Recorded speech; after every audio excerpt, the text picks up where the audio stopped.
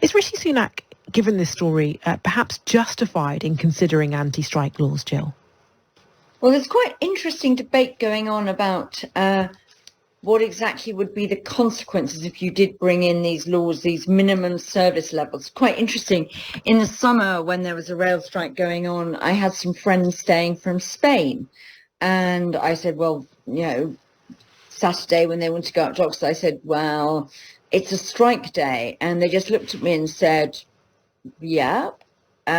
So we assume the minimum service will be running, because in Spain there is a minimum service law in things like railways to make sure that services can't go down below a certain level. So their assumption was, well, there might be a strike, but of course some trains will be running, whereas my assumption was there's a strike, so avoid the railways like the plague, because it'll be incredibly hit and miss and really, just too aggravating and not worth going. They ended up going to by bus, but anyway, on my advice rather than whatever. But there does seem to be sort of quite a big debate going on in London. I mean, I think partly is, if they did legislate, would it have any effect on this dispute? It would have to be primary legislation, so it have to go through the Commons and the Lords, and I don't think they've got a bill ready and good to go. So the first time they're talking about possibly introducing some legislation would be in January.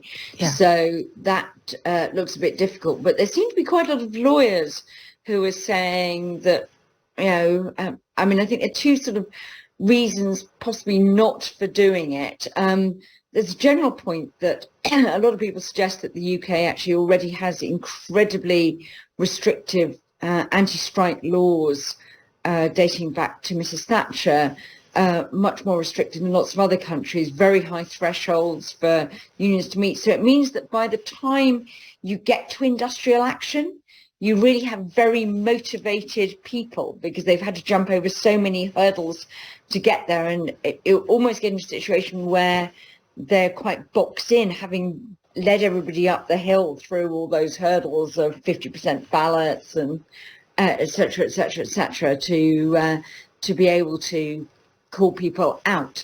So other people suggest we could be in breach of international labour organisation commitments, others that we might be triggering some of the possible, if we do some of the things to make it easier to break strikes, we could be triggering some of the provisions of trade and cooperation agreements. So